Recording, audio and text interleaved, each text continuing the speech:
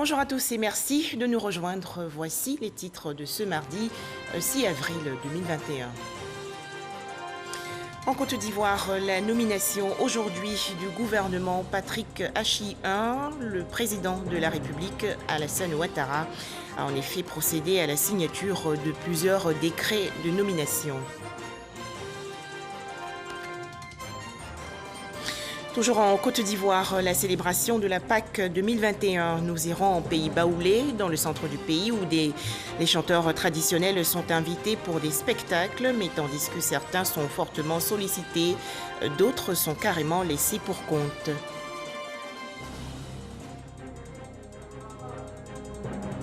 Enfin, évasion massive de prisonniers dans le sud-est du Nigeria. Plus de 1800 détenus ont pris la poudre d'escampette.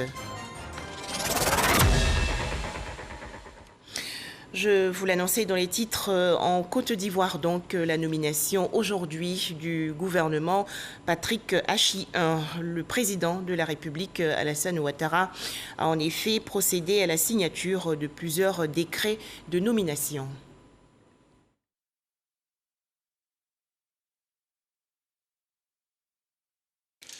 Le président de la République, son Excellence M.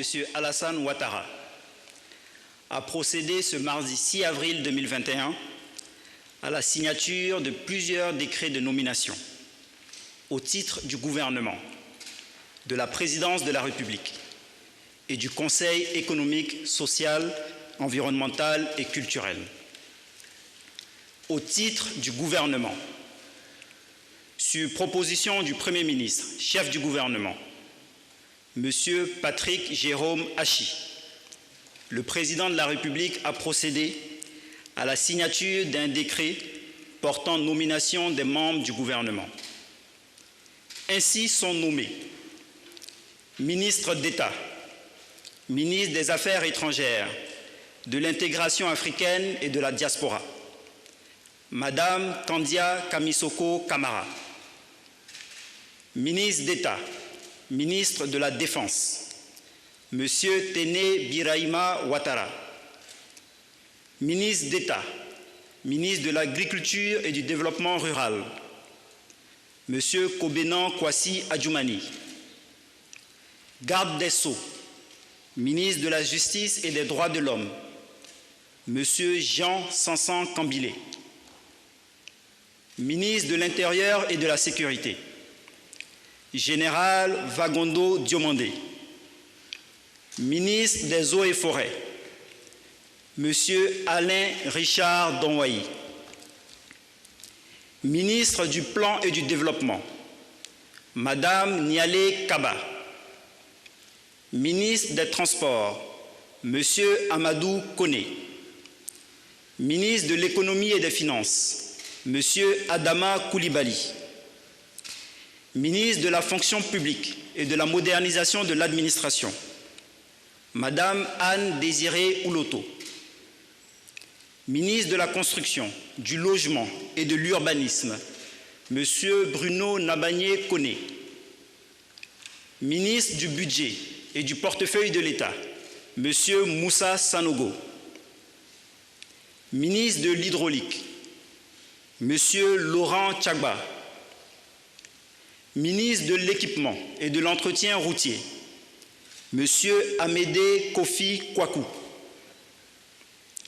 ministre de l'Éducation nationale et de l'Alphabétisation, Madame Mariatou Koné, ministre de la Réconciliation et de la Cohésion nationale, Monsieur Bertin Kouadio Konan, ministre du Commerce et de l'Industrie, Monsieur Souleymane Diarasouba, ministre de la Promotion des Sports et du Développement de l'économie sportive, Monsieur Paulin Claude Danhaut, ministre de la Communication, des Médias et de la Francophonie, porte-parole du gouvernement, Monsieur Amadou Koulibaly, ministre de la Promotion de la Jeunesse, de l'Insertion professionnelle et du Service civique, porte-parole adjoint du gouvernement, Monsieur Mamadou Touré, ministre de la Promotion de l'Investissement et du développement du secteur privé, M. Emmanuel Esmel Essis, ministre de la promotion des PME, de l'artisanat et de la transformation du secteur informel, M. Félix Anoblé, ministre des Ressources animales et halieutiques, M. Sidi Tiemoko Touré, ministre du Tourisme et des Loisirs, M. Siandou Fofana, ministre de la promotion de la bonne gouvernance, du renforcement des capacités et de la lutte contre la corruption, M. Epiphane Zorobi Balo, ministre de l'économie numérique, des télécommunications et de l'innovation, M. Roger Félix Adom, ministre de l'enseignement supérieur et de la recherche scientifique, M. Adama Diawara, ministre de la Santé, de l'Hygiène publique et de la couverture maladie universelle, M. Pierre Demba, ministre des Mines, du Pétrole et de l'Énergie, M. Thomas Camara, ministre de l'Assainissement et de la Salubrité, M. Boaké Fofana, ministre de la Solidarité et de la lutte contre la pauvreté, Madame Miss Belmond Dogo, ministre de l'Emploi et de la Protection sociale, M. Adama Camara, ministre de la Femme, de la Famille et de l'Enfant, Madame Nasseneba Touré, ministre de l'Enseignement technique, de la formation professionnelle et de l'apprentissage, M. Kofin Guessan, ministre de la Culture et de l'Industrie des Arts et du Spectacle, Madame Arlette Badou Nguessan Kwame, ministre de l'Environnement et du Développement durable, Monsieur Jean-Luc Assy, ministre délégué auprès du ministre d'État, ministre des Affaires étrangères, de l'intégration africaine et de la diaspora, chargé de l'intégration africaine, Monsieur Alcide Djedje, secrétaire d'État auprès du ministre de la Construction, du Logement et de l'Urbanisme, chargé du logement social, Monsieur Nguessan Lataï Kofi, secrétaire d'État auprès du ministre de la Fonction publique et de la modernisation de l'administration, chargé de la modernisation de l'administration, Monsieur Brice Kwame Kwasi, secrétaire d'État auprès du ministre des Transports, chargé des Affaires maritimes, Monsieur Célestin Serré Do, secrétaire d'État auprès du ministre de l'Emploi et de la Protection sociale, chargé de la protection sociale, Madame Clarisse Kayo Maï. Le premier Conseil des ministres du nouveau gouvernement se tiendra le mercredi 7 avril à 11 h au Palais de la Présidence de la République. Au titre de la Présidence de la République, suite à la nomination, le lundi 29 mars 2021, de M. Abdourahmane Cissé, en qualité de ministre secrétaire général de la Présidence de la République, le Président de la République, son Excellence M. Alassane Ouattara, a procédé à la signature d'un décret portant nomination de ministres à la Présidence de la République. Ainsi sont nommés ministres auprès du Président de la République, chargé des relations avec les institutions de la République, M. Gilbert Koné Kafana, ministre et directeur de cabinet du Président de la République, M. Fidel Sarasoro. Ce décret abroge les décrets portant nomination du ministre d'État, secrétaire général de la Présidence de la République et des autres ministres à la Présidence de la République.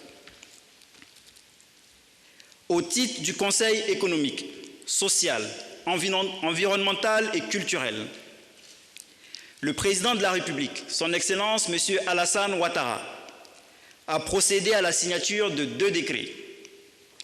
Le premier décret porte nomination de M. Eugène Aka Awele en qualité de membre du Conseil économique, social, environnemental et culturel. Au terme du deuxième décret, M. Eugène Aka Awele est nommé président du Conseil économique, social, environnemental et culturel. Fait à Abidjan le mardi 6 avril 2021. Je vous remercie. Alors, un nouveau gouvernement aujourd'hui en Côte d'Ivoire. Combien d'hommes et de femmes nommés? Qui sont les nouveaux ministres nommés? Qui sont les sortants? Les précisions de Alexis Ouedraogo. Le nouveau chef du gouvernement, Patrick Achi, a désormais son équipe pour dérouler l'action gouvernementale. La liste des membres a été rendue publique ce mardi avec de nouveaux visages, à l'exemple de Arlet Badou, maire de Hara, qui récupère le portefeuille de la culture, et de Amadou Koulibaly, celui de la communication. Pierre Damba à la santé, Thomas Camara aux mines, Bouaké Fofana à l'assainissement. Le genre est bien pris en compte avec 8 femmes nommées.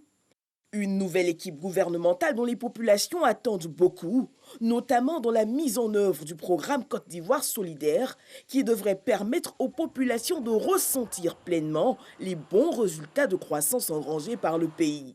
Le nouveau gouvernement est composé de 37 ministres, 4 secrétaires d'État. On y relève 18 ministres sortants et 13 nouveaux entrants. Ce 6 avril 2021, l'équipe Patrick Achi est à la barre. Au chapitre religion, 11 nouveaux pasteurs pour servir l'église méthodiste unie de Côte d'Ivoire. Ils ont été consacrés il y a quelques jours lors de la 16e conférence annuelle ordinaire de l'Émussie. Cette rencontre s'est déroulée au temple Bethel dans la commune d'Abobo. Régis Kofi. Aller par tout le monde et prêcher la bonne nouvelle à toute la création. Voici le résultat de la mise en pratique de cette parole des Écritures. 11 nouveaux pasteurs consacrés pour prêcher l'évangile de Jésus-Christ. Ces nouveaux membres du clergé ont subi avec succès les examens au terme de leur formation. Ils ont reçu chacun leurs apparats liturgiques, une Bible, l'acte de consécration et le livre de discipline des pasteurs. C'est un sentiment de joie et de reconnaissance envers Dieu, mais aussi reconnaissance envers l'Église et nos familles pour toutes ces années de sacrifice et de formation qui se concrétise aujourd'hui par la consécration. Cette promotion est donc appelée par Jésus-Christ à annoncer l'évangile, mais aussi à manifester l'amour de Dieu envers tous les hommes. Cette année, par la grâce de Dieu, ce ministère est accompagné par le soutien que nous devons apporter aux veuves et aux orphelins. Et c'est cela, ce que Jésus-Christ approuve et c'est ce qu'il aime.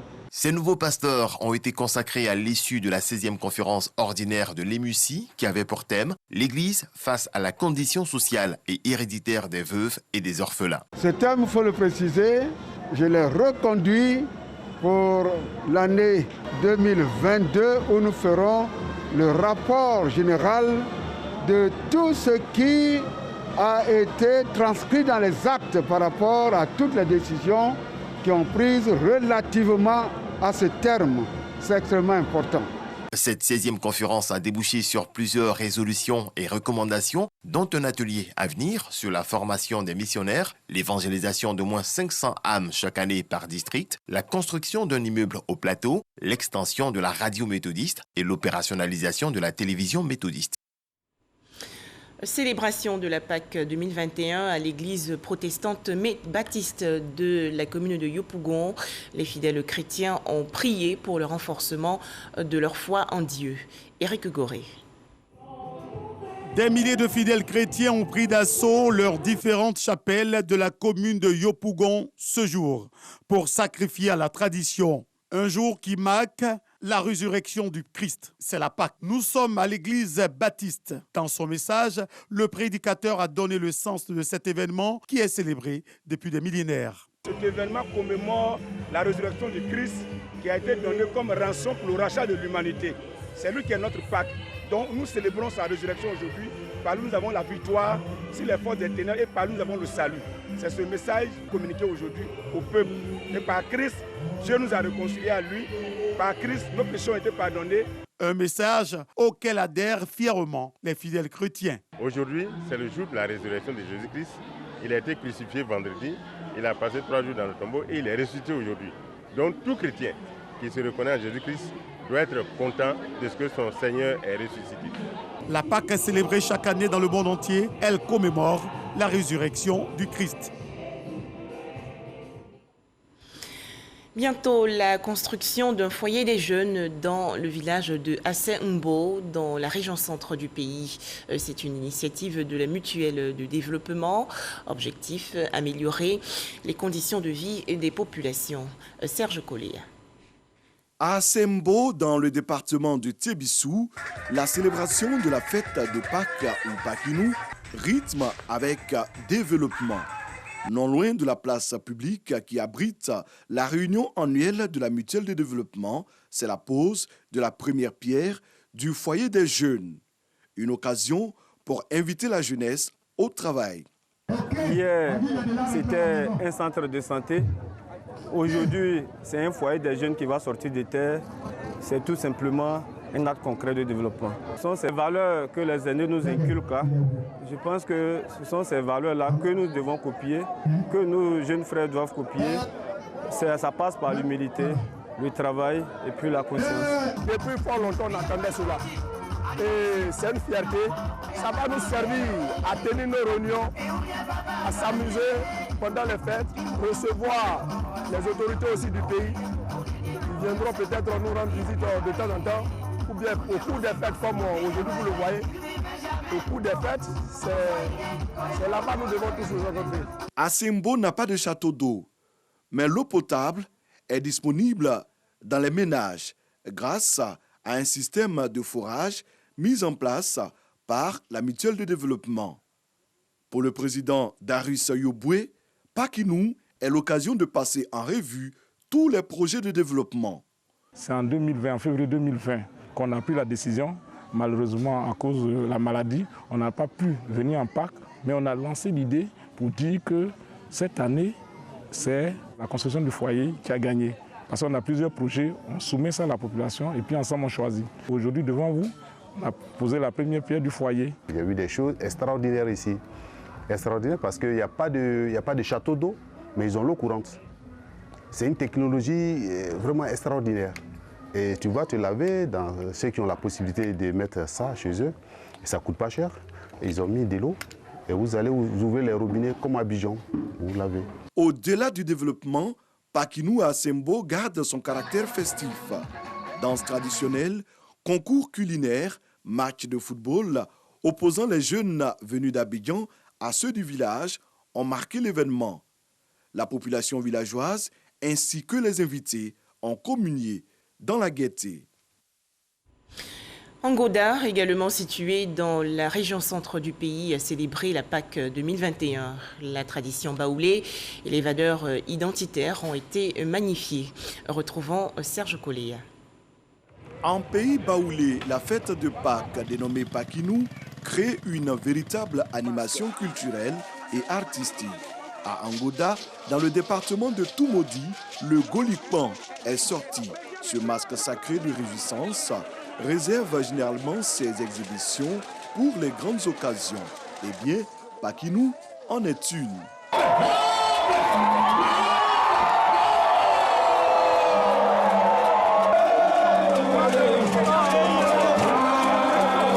Pour voir le Golikpan, il faut parfois attendre 7 ans.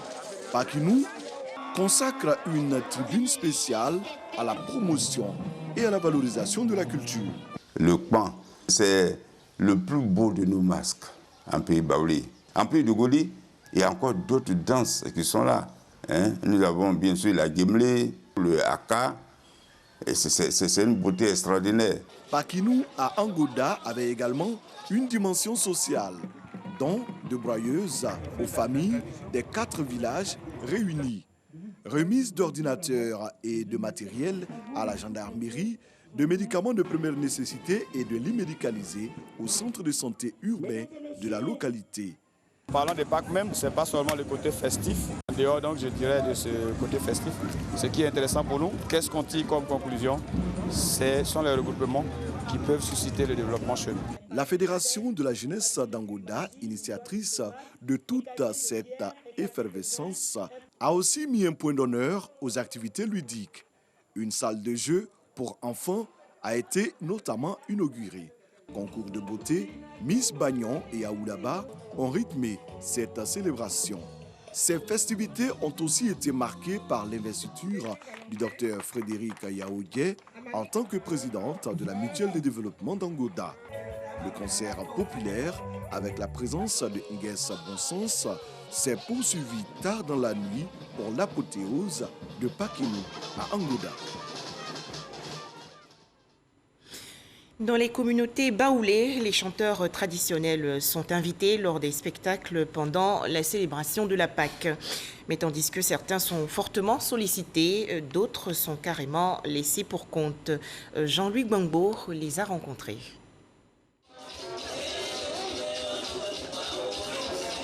Yopougon, quartier Maroc. Il est 22h ce samedi. Sur la scène du maquis au Baoulé, Alexandro, un chanteur tradimoderne très populaire dans le monde de la musique baoulée.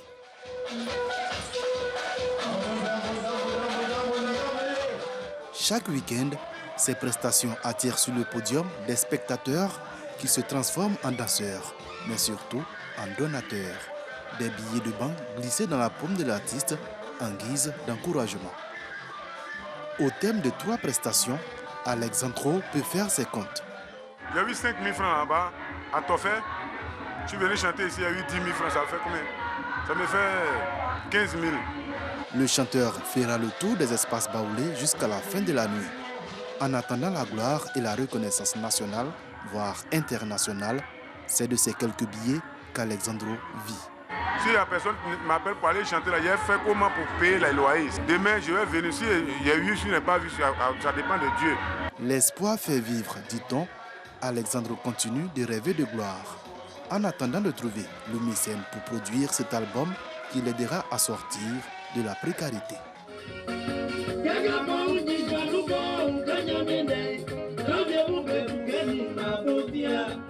Rodrigue également rêve de gloire. Auteur d'un album, il débute sa carrière tout en menant en parallèle une autre activité, la vente de vêtements. De nos jours, c'est très compliqué pour vivre seulement que de la musique. À cause de ce que vous savez, rentrer en studio pour faire sortir un album, vraiment ça nécessite beaucoup de moyens. Raison pour laquelle je me suis engagé dans d'autres activités pour ne pas mendier. Vendeur le jour, chanteur le soir. Telle est la vie de Rodrigue, alias Chantre Audi. Ange Patricia Nguessan Atta mène également une double vie. Non-voyante, elle est pensionnaire de l'Institut national ivoirien pour la promotion des aveugles, INIPA, élève en classe de terminale. Souffrance de l'homme. Pour moi, c'est un cahier. Donc, je cherche. Élève consciencieuse, elle n'en demeure pas moins une artiste chanteuse ambitieuse. J'ai un album qui est sorti en 2014 et je suis en train de préparer le deuxième. Moi, je veux que le monde entier m'aide. Enfin, je veux que ma musique traverse le monde entier. Nullement freinée par son handicap, la jeune femme de 21 ans ne cache pas sa préférence pour la musique. Elle est plus chanceuse et désormais une référence dans le monde de la musique baoulée, Sidonie la Tigresse. 7 albums à son actif, une carrière aboutie pour celle qui a pourtant connu plusieurs traversées de désert. La musique me fait bien vivre. Je ne sais pas lire ni écrire sans la musique, là. Je ne peux pas aller à Paris ni à New York, tout ça là. Mes parents n'ont pas connu là-bas. C'est la musique qui a fait que j'ai connu là-bas. C'est que je peux dire bon Dieu merci. Son succès, elle l'a également tissé grâce à un tandem formé il y a 27 ans avec Philom Amani, son manager qui est devenu depuis lors son époux. Il faut vraiment te reposer parce qu'on aura beaucoup de choses à faire. Le 2, on sera à Bonois. Le même 2, on revient sur Abidjan. À ceux qui viennent après nous, je leur demande toujours que la musique, c'est toute une industrie.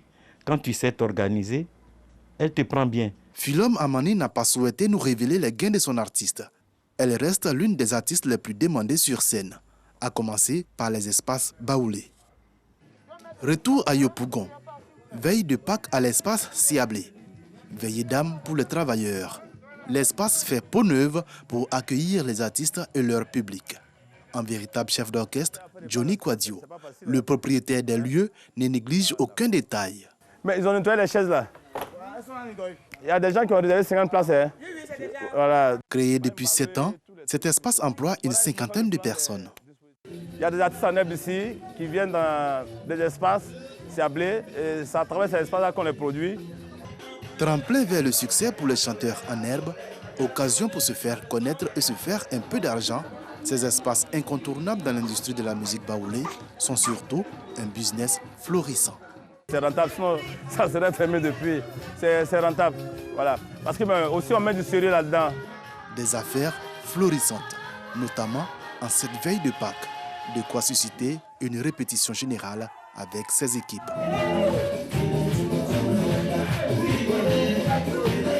Les espaces baoulés, Abidjan en compte environ 300, une cinquantaine pour la seule commune de Yopougon. L'un d'entre eux, l'espace Atofé à Yopougon en Anneray. Nous y retrouvons Patricia Divine, l'artiste non-voyante. La cabine du DJ lui sert de loge. C'est pas facile avec mon handicap là, mais c'est mieux de se battre que d'aller s'asseoir au bord de la route pour demander de l'argent. Donc vraiment c'est pas facile. Souvent même quand on arrive là-bas dans les endroits, les gens nous font bizarre, mais bon, j'ai pas les moyens pour faire même promo, je n'ai pas tout ça là. Donc c'est dans les matchs que je tourne un peu. Chaque week-end, Patricia Divine peut récolter grâce à ses prestations entre 20 000 et 30 000 francs CFA. Ce samedi, elle partage la scène avec une dizaine d'artistes. Parmi eux, Rodrigue Ouchante Odi, le chanteur et propriétaire de magasins de vente de vêtements. Cette précarité dans laquelle vivent ces chanteurs ne date pas d'aujourd'hui. Yamoussoukro, gare routière. C'est ici qu'opère désormais la légende Tonton Etienneau. Véritable icône qui faisait les beaux jours de la musique baoulée dans les années 70-80. Il y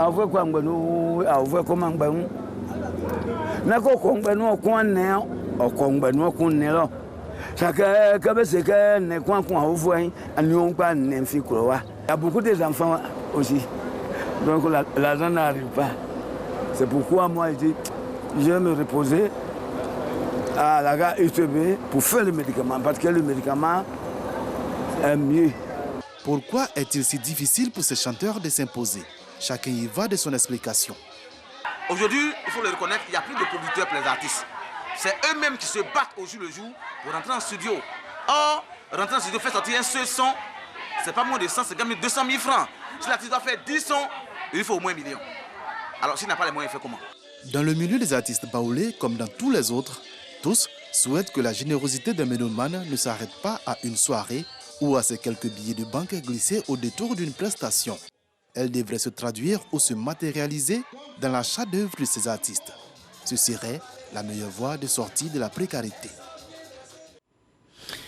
La vaccination et le respect des gestes barrières, des moyens pour lutter efficacement contre le coronavirus.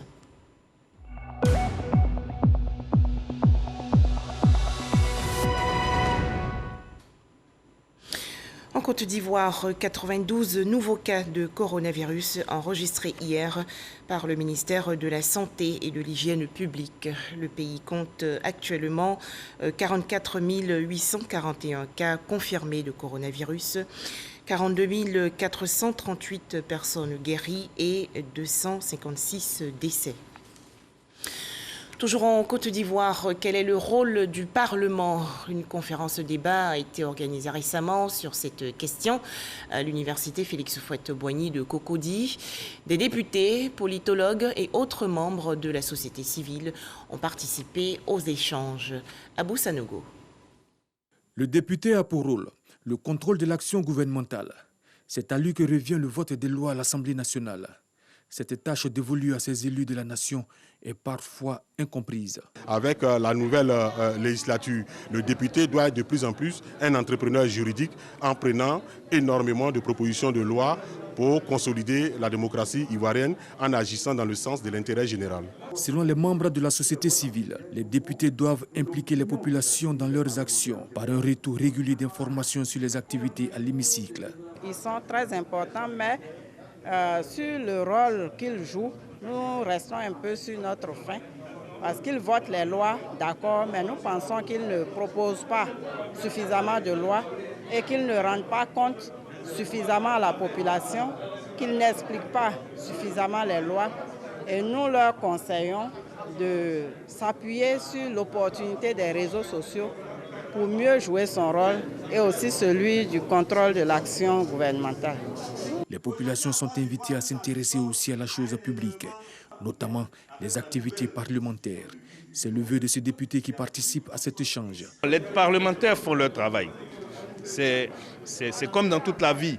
Il y a toujours des difficultés, mais je pense que l'essentiel est fait par le parlementaire. Il y a des sujets sur lesquels nous voudrions pouvoir recevoir des mémos, recevoir des messages des populations pour nous donner leur point de vue, afin de porter leur opinion dans l'arène, dans le Parlement, mais bon, nous n'avons pas de réponse. Ce débat est initié par le NDI. Il s'agit pour cette structure de faire une analyse critique et constructive de l'apport de l'Assemblée nationale au processus politique et au renforcement de la démocratie en Côte d'Ivoire. En image, cette spectaculaire évasion au Nigeria. Plus de 1800 détenus se sont évadés des prisons du sud-est du pays hier après l'attaque d'un grand groupe armé. Enfin, rappelons la nomination aujourd'hui en Côte d'Ivoire du gouvernement Patrick H.I.1. Le président de la République, Alassane Ouattara, a en effet procédé à la signature de plusieurs décrets de nomination. Et c'est la fin de ce journal. Merci de nous avoir suivis.